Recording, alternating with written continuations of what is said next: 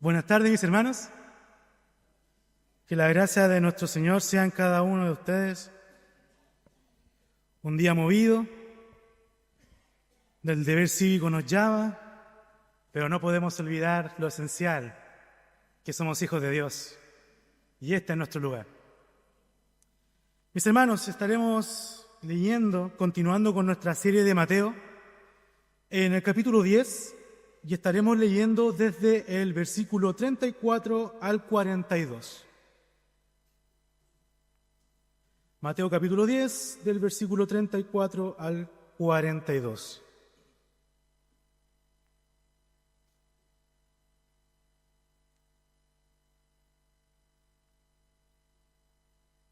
Pueden ponerse de pie como reverencia para que todos juntos leamos la palabra de nuestro Señor. No penséis que he venido para traer paz a la tierra. No he venido para traer paz, sino espada. Porque he venido para poner en disensión al hombre contra su padre, a la hija contra su madre y a la nuera contra su suegra. Y los enemigos del hombre serán los de su casa. El que ama a padre o madre más que a mí, no es digno de mí. El que ama a hijo o hija más que a mí, no es digno de mí. Y el que no toma su cruz y sigue en pos de mí, no es digno de mí. El que haya su vida la perderá, y el que pierde su vida por causa de mí la hallará. El que a vosotros recibe, a mí me recibe. Y el que me recibe a mí, recibe al que me envió. El que recibe a un profeta por cuanto es profeta, recompensa de profeta recibirá. Y el que recibe a un justo por cuanto es justo, recompensa de justo recibirá. Y cualquiera que dé a uno de estos pequeñitos un vaso de agua, fría solamente, por cuanto es discípulo, de cierto os digo que no perderá su recompensa. Cantamos a nuestro Señor. Amado Dios y Padre Celestial, vamos ante ti, Señor, tal cual somos, presentándote, Señor, nuestras cargas, presentándote, Señor, quienes somos. Te pedimos, Señor, que a esta hora de la tarde seas tú, Señor, glorificándote en medio nuestro. Que nuestras vidas, Señor, sean rendidas ante ti. Que nuestro pecado, Señor, sea echado. Y que tu santidad, Señor, sobreabunde en nosotros. Ayúdanos, Señor, a que tu palabra sea palabra de verdad. A que no sea solamente un consejo, sino que sea tu verdad incondicional para nuestra vida. Que nuestra vida, Señor, pueda rendirse ante tu palabra, porque eres tú, Señor, hablándole a tu pueblo. Por lo tanto, Señor, bendícenos y que tu Espíritu Santo, Señor, sea guiándonos. Que seamos vasijas, Señor, moldeables, que nuestros corazones de piedra puedan ser de carne y que tu gloria sea manifestada. En el nombre de Jesucristo, amén. Gloria a Dios. Gloria a Dios, gloria a Dios para siempre. Solo los pequeñitos entran a su sala, los preadolescentes el día de hoy se quedan con nosotros. Mamá, que manténganse.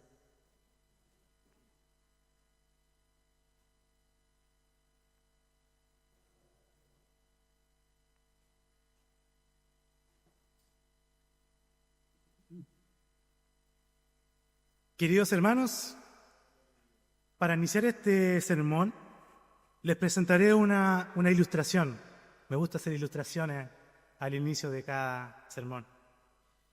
Muchos de nosotros conocemos la historia de Martín Lutero, aquel hombre que le dio origen a la Reforma protestante como hoy en día la conocemos.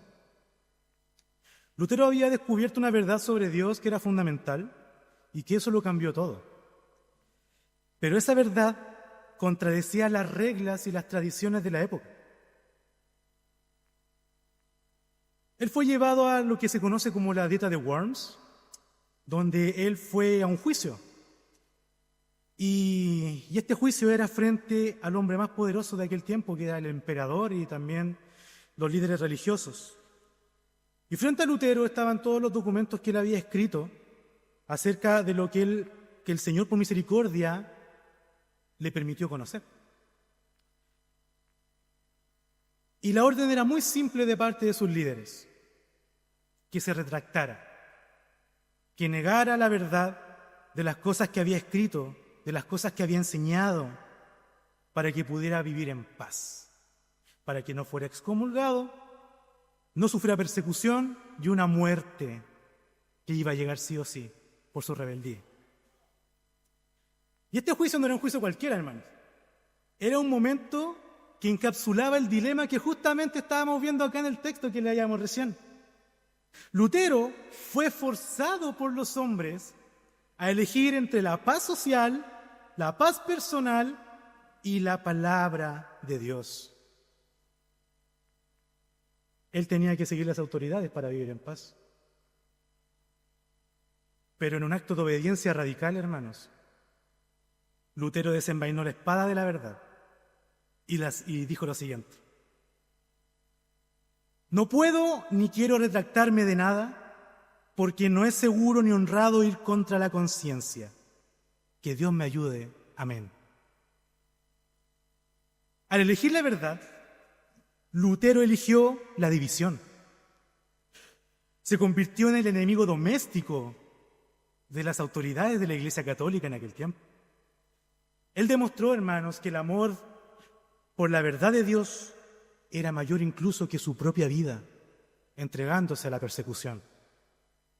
Él se dispuso a tomar su cruz y perder su vida por fidelidad a Dios. La lealtad absoluta a Jesucristo, hermanos, exige una obediencia radical. Y cuando hablamos de radical, es con todo.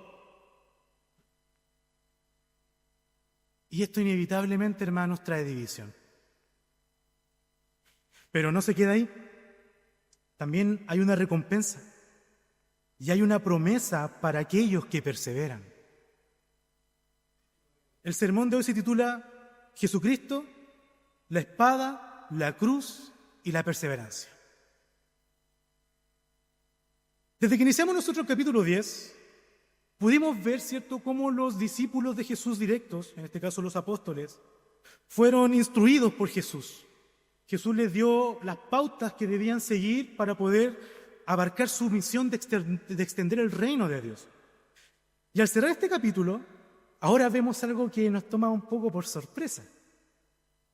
Porque la proclamación del Evangelio naturalmente trae paz personal a las personas. El hecho de que podamos nosotros reconocer a Dios y pedirle que nos sostenga, el saber que Él está ahí, saber que estamos seguros, a nosotros nos da la tranquilidad, y una tranquilidad que no podemos hallar en ningún otro lugar. Pero al encontrarnos con estos versículos vemos una declaración que rompe toda expectativa, que inicia justamente este texto. El versículo 34, no penséis que he venido para traer paz a la tierra. No he venido para traer paz, sino espada. Y esta afirmación produce ciertos conflictos, hermanos. Porque a lo largo de los textos que hemos ido leyendo, Jesús prepara a sus discípulos para llevar un mensaje de paz, para poder ser mensajeros de esto. Como dice Isaías 52 en el versículo 7, que lo expresa de la siguiente forma: cuán hermosos son sobre los montes los pies del que trae alegres nuevas, del que anuncia la paz, del que trae nuevas del bien, del que publica salvación, del que dice a Sión, tu Dios reina. Y sin duda, hermanos, claro que Dios trae paz. De hecho, trajo la paz a través de Jesucristo. Trajo una paz, ¿en qué sentido? En que los pecadores pudieron ser redimidos por la sangre del Cordero, para poder ahora ser reconciliados con el Padre. Esa es la paz que trajo Dios, que trajo Cristo. No una paz temporal que se me puede pasar al primer momento en que me enoje, sino la paz con el soberano, del cual su ira estaba en cada uno de nosotros. El propio Jesús, hermanos, realizó esta afirmación a sus discípulos en la última noche en la que cenó con ellos. En Juan 14:27, cuando dice: la paz os dejo, mi paz os doy. Yo no os la doy como el mundo la da, no se turbe vuestro corazón, ni tenga miedo. Y en Juan 16:33 dice: estas cosas os he hablado para que en mí tengáis paz. En el mundo tendréis aflicción, pero confiad, yo he vencido al mundo. Entonces, hermanos, el mensaje de Jesús es esencialmente paz. Multitud de personas, de hecho, recibieron esta intervención personal por parte de Cristo que no podían alcanzar. Tenemos el ejemplo de la mujer del flujo de sangre, cuando Jesús le dice: hija, tu fe te ha sanado, ve en paz, le dice. Y así, hay muchos textos que evidencian estas palabras de Jesús acerca de la paz, una paz que solo Él puede dar. Pero ahora en este texto, hermanos, se está hablando acerca de división. ¿Y cómo puede haber paz si hay división? Durante el discipulado de nuevos miembros, mis hermanos, hemos visto por misericordia de Dios junto a nuestros hermanos que nosotros, por nuestra iniciativa, no podemos ir al Padre. No podemos ir a Él, a menos que haya una intervención divina. El pecado original, hermano, que está en nosotros, que no es cuando Adán y Eva mordieron el fruto, sino que la consecuencia de ese acto, siendo nosotros destituidos de la gloria de Dios.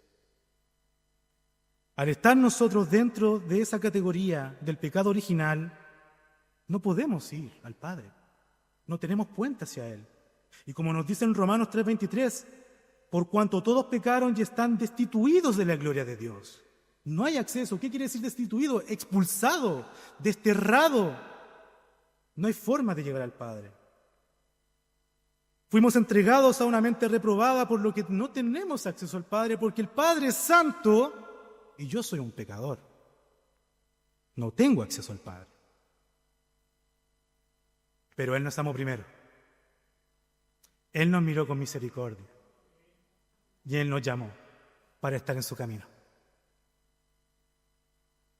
Y por eso ahora yo puedo amar a mi Señor, porque la iniciativa fue de Él, para que usted y yo podamos conocer al Padre.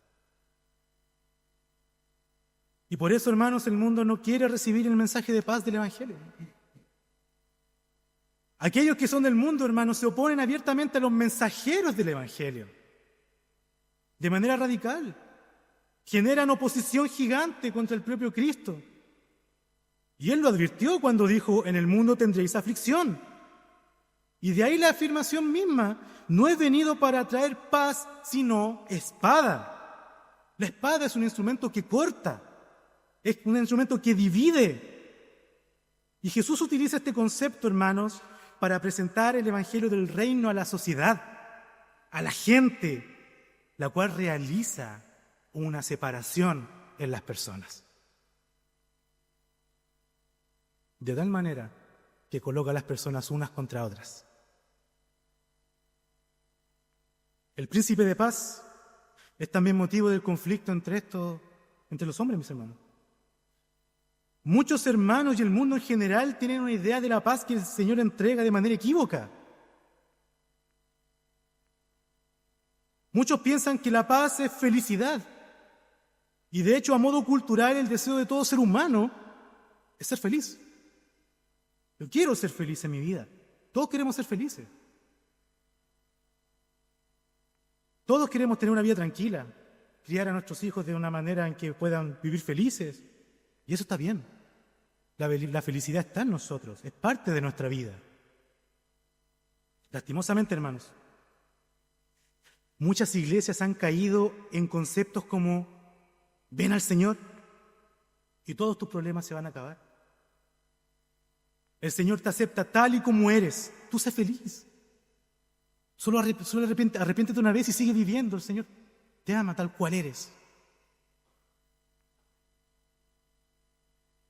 Y la verdad es que muchos podemos intentar vivir tranquilos con eso, hermano. Pero no podemos olvidar que aún seguimos aquí, en este mundo caído, en este mundo desordenado, donde la paz y la felicidad son una distorsión de la verdadera paz y felicidad que encontramos en Jesucristo. La felicidad del mundo es ambigua y solamente llena los deseos de nuestro corazón. Y la palabra dice que el corazón es enemigo de Dios. El mundo, hermanos, ha disfrazado la paz de tal manera que nos llenan con acciones personales. Piensa de esta forma: sigue estos pasos.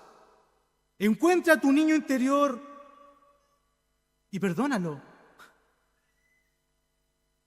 Ora de esta manera y Dios contestará todo lo que pidas. Son cosas que han pasado por la mente de la gente, hermanos, incluso en la mente de los cristianos.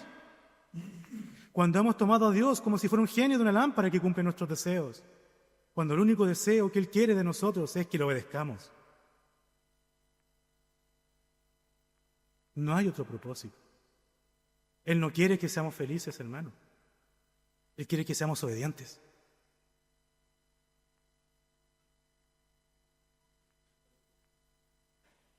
Cuando las cosas que no son de Dios llenan nuestra vida más que el propio Dios, caemos en idolatría, hermanos. Cuando para ti el domingo no es suficiente, caigo en idolatría. Cuando la palabra de Dios para ti no es suficiente, es idolatría.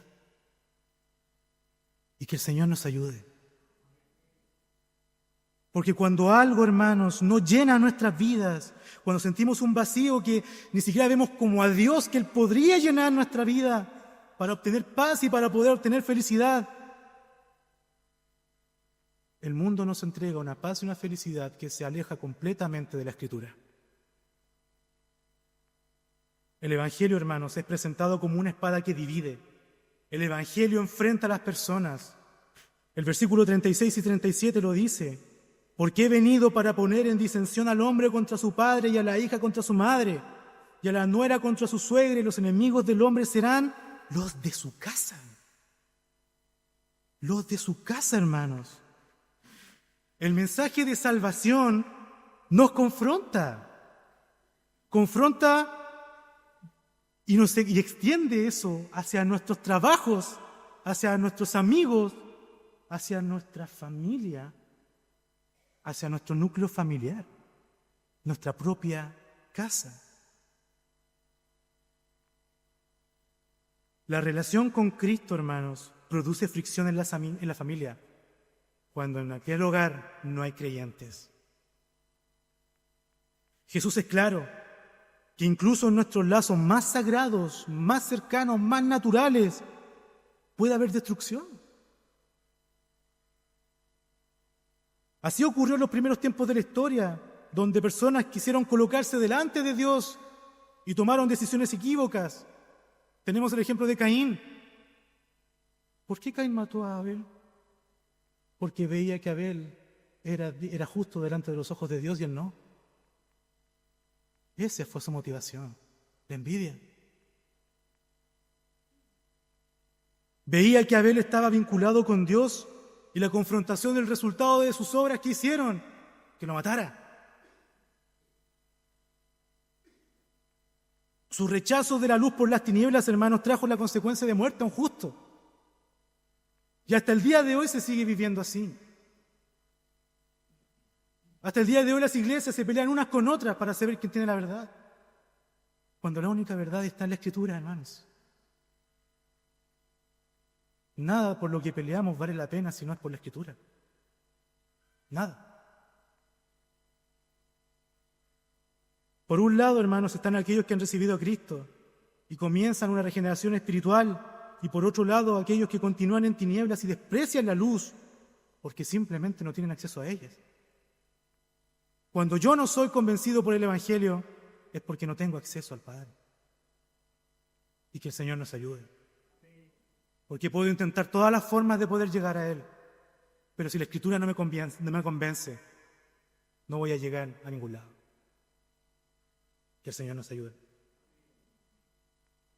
Cristo advierte, hermanos, y hace reflexionar a sus discípulos por la necesidad de hacer una elección entre los valores personales con más peso en la vida y el mismo Jesús.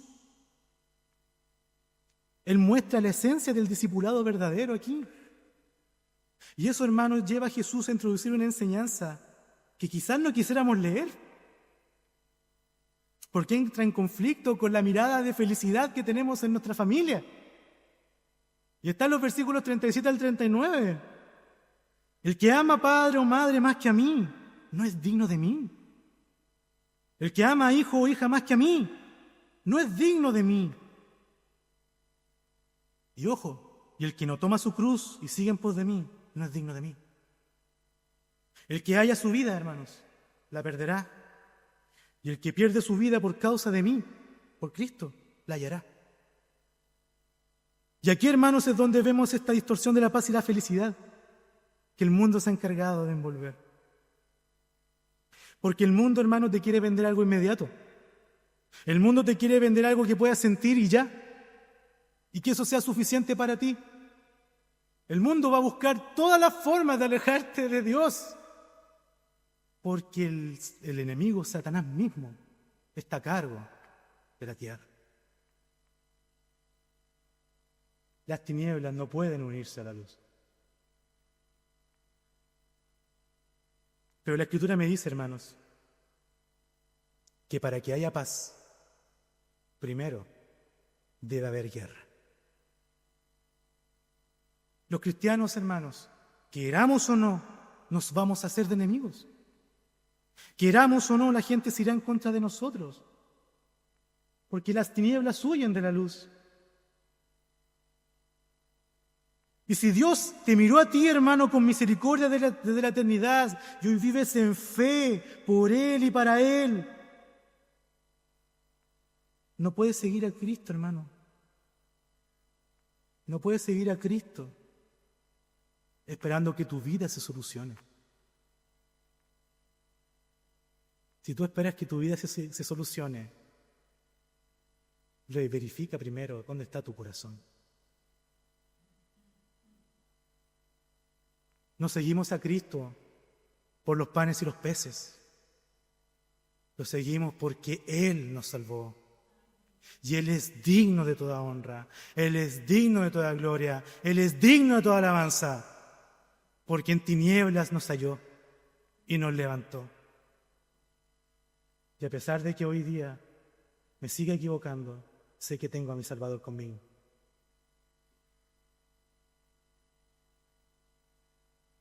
Muchas veces, hermanos, nosotros, y este es nuestro pecado, queremos seguir a Cristo, pero no queremos que las cosas se compliquen. No queremos que nuestra familia se vaya en nuestra contra, no queremos que nuestros amigos nos abandonen, no queremos que nuestras esposas o esposos nos dejen a un lado. No queremos perder a nadie y ese es nuestro pecado. A veces, hermanos, nuestra mirada del cristianismo se basa en lo bueno que debo ser, en cuidar a nuestros niños. Pero la palabra me dice que no sirve de nada si intento ser bueno, porque no puedo ser bueno, hermano. Solo me puedo jactar de mi debilidad, de mi pecado, porque lo único bueno en mí es Jesucristo. Lo único bueno en mí es Jesucristo. Nada más. Todo el pecado que hay en mí es Alexis Aguirre. Pero Jesucristo es todo lo bueno que puedan ver. Si Cristo, hermano, no es mi prioridad en la vida, en el día a día, desde que me levanto hasta que me duermo, se nos complicará la cosa. Donde está tu corazón, está tu tesoro. Por eso, hermanos, esto es lo que conlleva ser discípulos de Jesús. ¿Cuál es nuestro propósito? Hacer la voluntad del Padre. ¿Y cuál es la voluntad del Padre? Que extendamos el reino. ¿Y cómo extiendo el reino? Predicando el Evangelio a toda criatura y a ser discípulos. Ese es nuestro propósito. Mi propósito no es ser feliz. Nada me certifica, nada acredita donde quede mi vida por causa de Cristo. Si Él tiene misericordia, seré feliz. Y si Él tiene misericordia, no lo seré. Pero podemos seguir gozosos porque somos hijos del Rey de Reyes.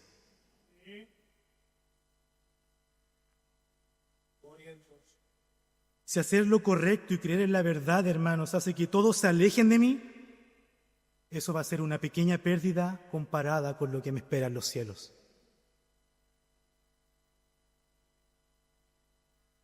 El gran pacificador que es Cristo, hermanos, trae guerra a la familia, Porque, hermanos, donde está la luz, la oscuridad se retira, huye.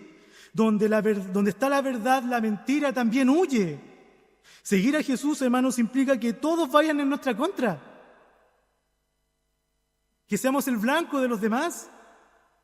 Porque nuestra inquebrantable fidelidad al Padre darán testimonio en contra de las iniquidades de los hombres. Solo Cristo y solo Cristo. Hoy en día, hermanos, en este lado de la sociedad, muchas veces se vive un evangelio que se domina como evangelio light, un evangelio simple, un evangelio que no ofende a nadie, donde todos pueden venir, total somos inofensivos. Donde se viene al templo, se realizan los cultos, se escucha palabras, se canta, luego me voy a mi casa y continúo mi vida de lunes a sábado como que nada importara. Total, soy salvo. Hoy en día, hermanos, los cristianos son parte de la vida común de la sociedad. No hay novedades en los cristianos. Acá en Chile, hermanos, hasta somos tachados de locos y ni siquiera nos toman en serio cuando conversamos algo. Pero en otros países, hermanos, en este momento hay cristianos muriendo por causa de Cristo. Y mientras nosotros estamos entretenidos llenando los vacíos de nuestro pecado, allá están los mártires. Allá están, muriendo por causa de Cristo. Nosotros vemos estos textos, hermanos, y es como si nada pasara en la vida. ¿Sabe por qué? Porque no estamos siendo perseguidos. Ni siquiera sabemos lo que significa ser perseguido. Es que el hermano me miró mal, soy perseguido. No, hermano. Tú no estás escondido bajo 5 metros de tierra escuchando palabras en silencio, con luces tenues sin poder hacer ningún ruido. Tú no estás en esa posición. Estamos, hermanos, en un país donde tenemos libre culto y el cristiano no predica. Estamos concentrados llenando los vacíos existenciales de nuestra vida, buscando nuestro propósito. Cuando el propósito ya está escrito, sabemos cuál es, pero no lo queremos hacer.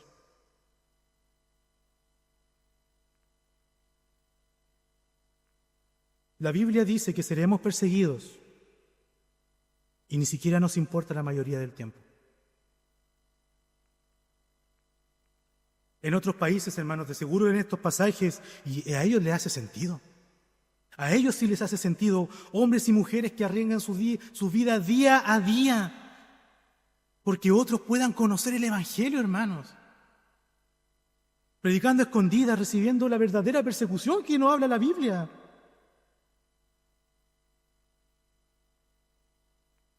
Nosotros no sabemos lo que es que te persigan, que te encarcelen y que te maten por la fe. Nuestro cristianismo, hermanos, es inofensivo. Con tal de no caerle mal a alguien, hermano, muchas veces guardamos silencio de la verdad. Con tal de que mis amigos se alejen, me sumo a su grupo como si fuera uno más de ellos.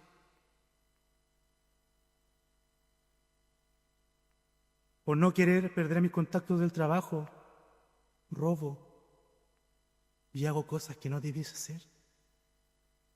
Estamos en el lado de la sociedad donde nos mezclamos con el mundo y no somos sal de la tierra, somos tierra junto con ellos. Que el Señor nos ayude. Por no querer entrar en discusiones, hermanos, callamos para mantener la paz. Pero el Señor nos invita a examinarnos y ver cómo estamos llevando nuestra vida cristiana. ¿Acaso estamos cumpliendo su voluntad? El Señor sabe. ¿Estamos siendo fieles realmente? El Señor sabe. Si estamos esforzándonos todo el tiempo por darle el gusto a las personas, hermanos, y no a Cristo, es de preocuparse. Santiago 4:4 nos dice lo siguiente: ¡Oh almas adúlteras! ¿No sabéis que la amistad del mundo es enemistad contra Dios?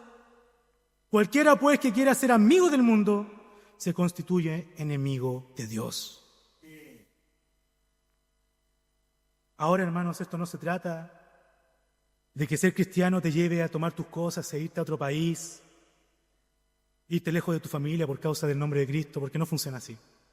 Primera de Timoteo 5:8 nos dice que porque si alguno no provee para los suyos y mayormente para los de su casa, ha negado la fe y es peor que un incrédulo. Así que tampoco se trata de abandonar todo por ahí. En tu casa hay evangelio, en tu casa hay necesitados, en tu casa se necesita Cristo. La enseñanza que tenemos acá, hermanos, es que si tú quieres ser un verdadero discípulo de Cristo, ojo, un verdadero discípulo, no basta con saber que solo soy un hijo de Dios. No basta con saber solo eso. Porque si creo que soy su hijo, pero no hago su voluntad, me estoy mintiendo a mí mismo.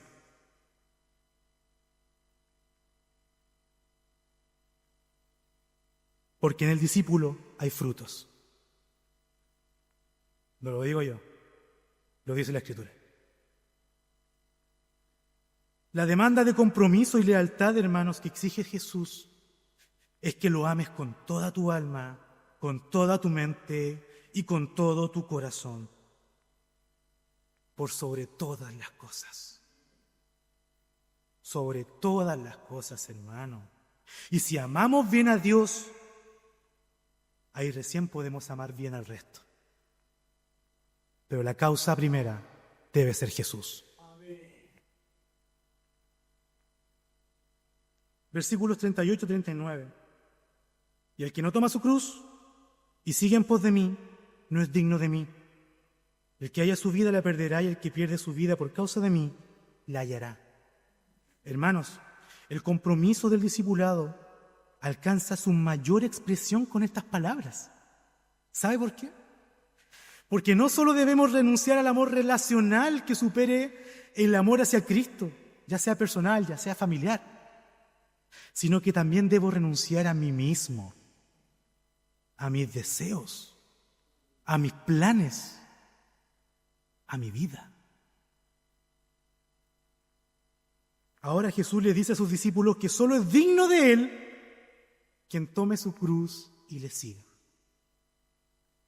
Y muchas veces se ha dicho, hermanos, que el tomar la cruz es toma todos tus problemas y sigue adelante. Y este concepto ha sido motivo de confusión muchas veces. Porque la cruz se toma como un símbolo para asumir y llevar el sufrimiento y martirio. Pero hermanos, las penalidades de la vida van y vienen. Van y vienen, porque el mismo Dios lo permite. La cruz en sí es la mayor expresión de negación a uno mismo. La propia figura establece la cancelación de algo. Cuando Pablo dice lo siguiente en Gálatas 2:20: con Cristo estoy juntamente crucificado, y ya no vivo yo, mas vive Cristo en mí. Y lo que ahora vivo en la carne, lo vivo en la fe del Hijo de Dios, el cual me amó y se entregó a sí mismo por mí. El que no renuncia incluso a su vida no puede ser digno de Jesús, ni tampoco puede seguirlo como discípulo. Podrán decirnos muchas cosas, pero ser un discípulo de Jesús es ser un cristiano radical. Radical, hermanos. No hay espacio para mí, solo Cristo. Y esa es una verdad absoluta e inquebrantable. Estas palabras son muy duras, hermanos, lo sé, pero son muy reales también. Muchos piensan que por decir que yo creo en Cristo, que yo lo conozco, es suficiente, y hago mi vida como quiero. Pero si no somos discípulos, si no hacemos su voluntad, tal y como Cristo lo demanda, ¿está seguro que Dios lo conoce a usted? Si no hay fruto, ¿está seguro que Dios lo conoce a usted? A pesar que diga yo conozco a Dios, yo conozco a Cristo, ¿está seguro que Él lo conoce a usted por sus frutos? Que el Señor tenga misericordia, hermanos. El propio Cristo abrió el camino, hermanos, dejando las huellas de sus pisadas para que los discípulos pudiéramos seguir sus pasos. La renuncia, hermanos, es el núcleo central de la obra de Jesús. Es el núcleo central. Él mismo estableció los límites, hermanos. Y cualquier otra cosa que no sea la renuncia absoluta a nuestra vida, que conlleve dejar de lado nuestra comodidad, nuestros planes, nuestros deseos, nuestros gustos a causa de su nombre, es mera idolatría.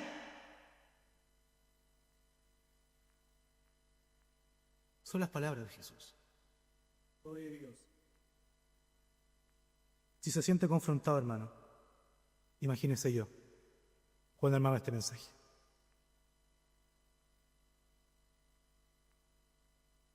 Eso cierra el camino del discipulado,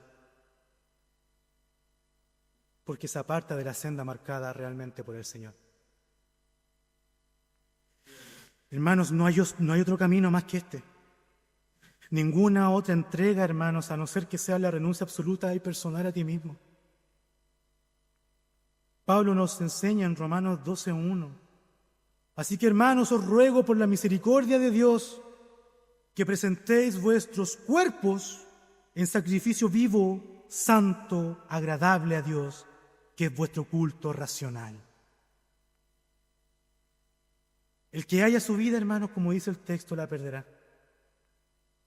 Y el que la pierda a causa de su nombre, la hallará. Las palabras de Jesús toman más fuerza, hermanos, al mostrar la motivación del mundo para que nos desviemos del camino. El mundo siempre te dirá: confía en ti, confía en tu corazón, la vida es una sola, vívela, sin temor.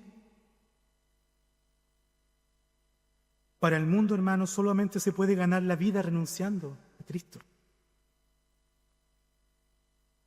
Pero al contrario, hermanos, quien pierde la vida conforme al criterio del mundo, la gana para Dios. Tomar la cruz es obedecer e identificarse con Jesús hasta la muerte. Aquellos que pierden la vida la recuperarán para vida eterna. Ese es nuestro consuelo. En predicaciones anteriores, mis hermanos, Jesús les dijo a sus discípulos que no se preocuparan por el hospedaje. Les dijo que serían rechazados y que sacudieran sus pies del polvo como testimonio en contra de aquellos que los despreciaban. En los versículos siguientes ahora vemos una vinculación entre Cristo y el discípulo. Porque si el discípulo es rechazado, Jesús es rechazado en aquel lugar. El creyente y Cristo, hermanos, forman una unidad espiritual inseparable.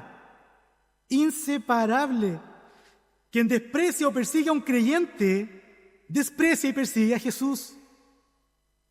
Lo podemos ver en la historia de Pablo, cuando Cristo le dice: ¿por qué me estás persiguiendo?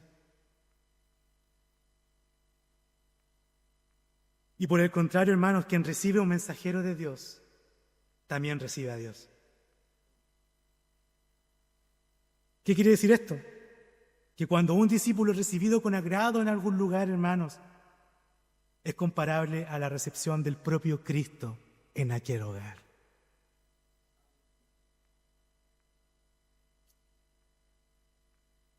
¿Y quien recibe a Cristo, hermano?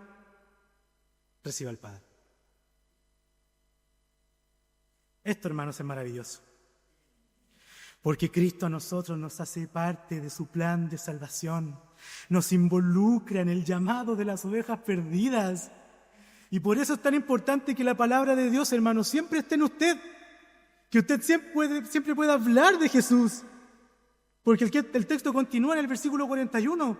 El que reciba a un profeta por cuanto es profeta, recompensa de profeta recibirá. Y el que recibe a un justo por cuanto es justo, recompensa de justo recibirá. Recibir a un profeta equivale a un mensajero enviado por Dios. Gloria al Señor por ello. Las bendiciones del profeta pasan a ser compartidas por la providencia del Señor en aquel lugar.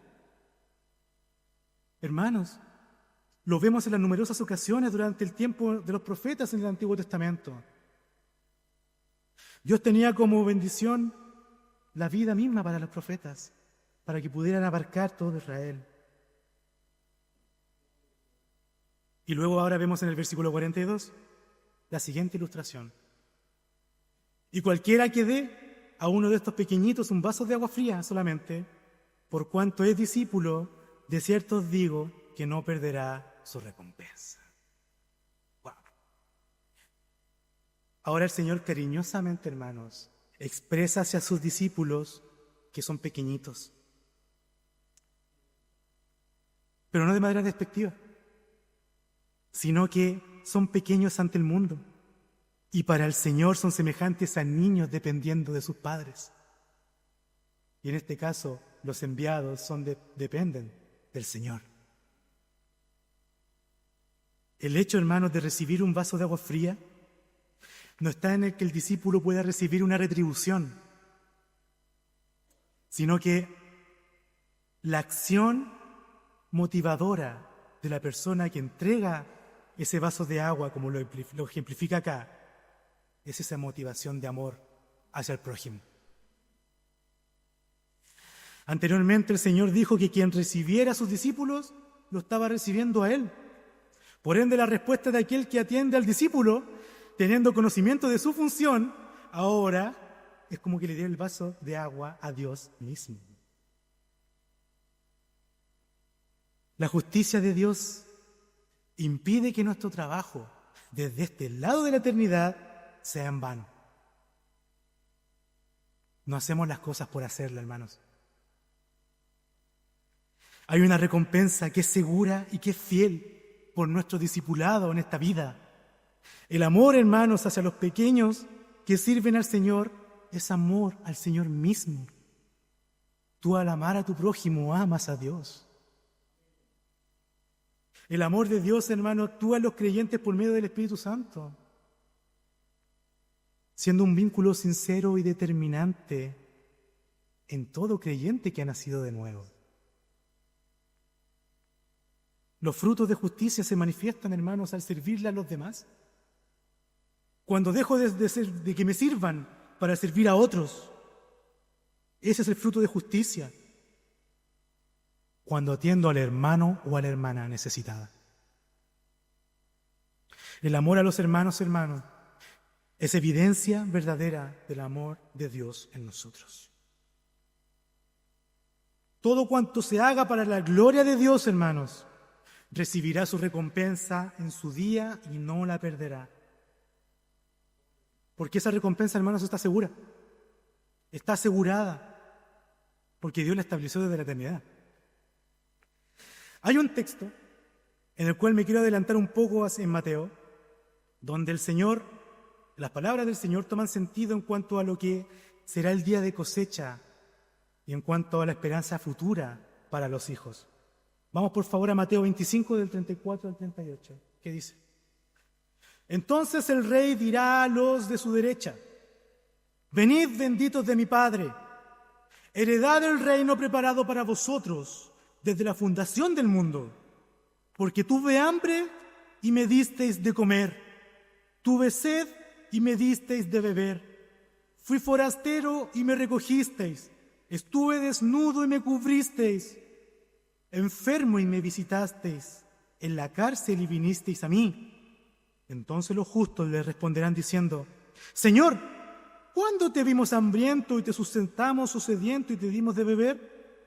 ¿Y cuándo te vimos forastero y te recogimos, o desnudo y te cubrimos? ¿O cuándo te vimos enfermo o en la cárcel y vinimos a ti? Escuche.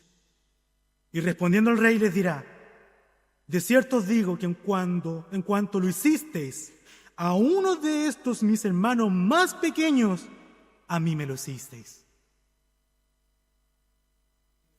La fidelidad, hermanos, a Dios tiene su recompensa. Y Dios no olvida lo que hicimos acá. Hebreos 6:10 dice lo siguiente: Porque Dios no es injusto para olvidar vuestra obra y el trabajo de amor que habéis mostrado hacia su nombre, habiendo servido a los santos y sirviéndoles aún. Y ahora, hermanos, podríamos preguntarnos: ¿qué recompensa es esa? ¿Por qué debiese perseverar yo hasta el final?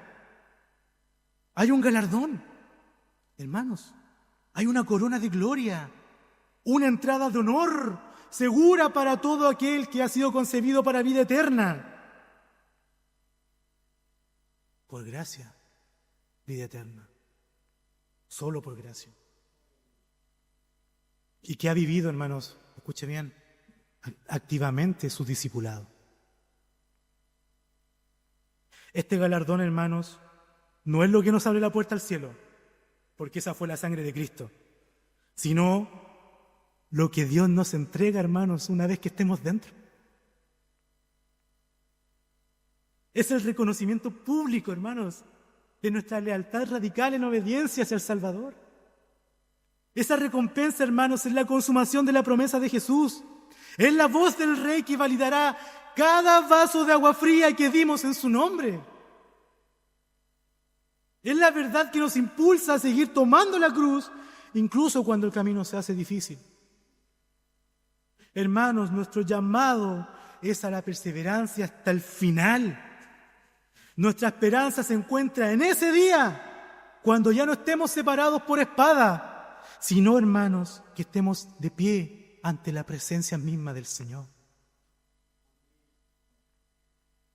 Y para ir terminando, permítame leer las palabras del Rey en Mateo 25, 21, porque estas palabras, hermanos, son la meta de nuestro discipulado, la cumbre de nuestra recompensa, que dice así: y su Señor le dijo: bien, buen siervo y fiel, sobre poco has sido fiel, sobre mucho te pondré, entra al gozo de tu Señor.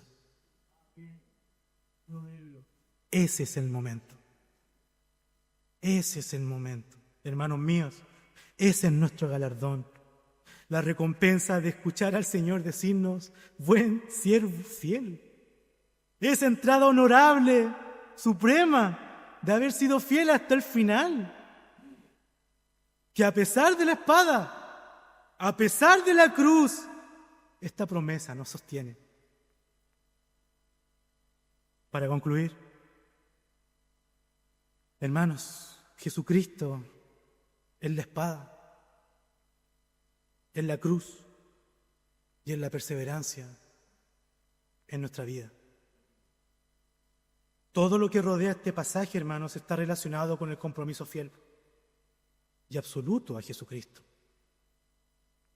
Nosotros, hermanos, como seres humanos, amamos nuestros lazos naturales, amamos a nuestras esposas, a nuestros hijos, a nuestra familia, y eso está bien. Pero para que nuestro amor por el prójimo, hermanos, sea verdadero, primero debemos amar al autor de la vida. Primero debemos amar al Señor mismo, por encima de todo lo creado. Amar al Creador por sobre la creación. Muchas veces seremos llevados al extremo por su causa, hermanos. La espada de su verdad traerá dolor en la división, traerá lloro, traerá sufrimiento. Los discípulos de Jesús deben prepararse para morir en sí mismos, de manera literal y figurada. El mundo, hermanos, tiene todas las de perder, porque sus recompensas son solamente temporales.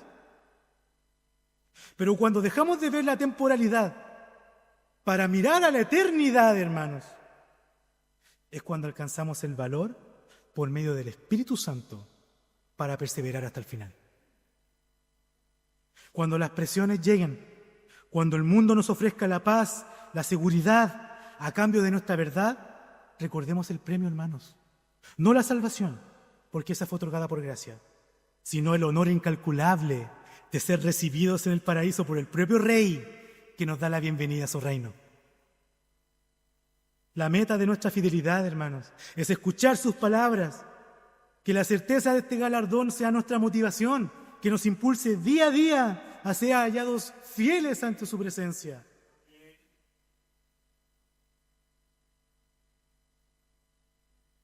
Solo por misericordia, hermano, recordemos las palabras de nuestro Señor. Estas cosas os he hablado para que en mí tengáis paz. En el mundo tendréis aflicción, pero confiad. Confiad, porque yo he vencido al mundo. Confiemos, hermanos, en que Él venció en la cruz y desenvainó la espada por nosotros.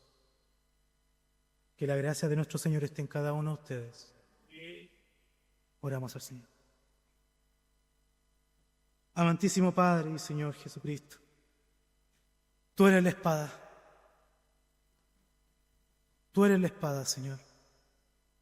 Ayúdanos, Padre, a poder, Señor, vivir bajo tu voluntad. Muchas veces, Señor, preferimos vivir en nuestra tranquilidad. Muchas veces, Señor, preferimos vivir en nuestra comodidad. Muchas veces olvidamos, Señor, que tú fuiste quien nos salvó, que tú fuiste quien nos liberó y que tú te mereces toda gloria y toda honra.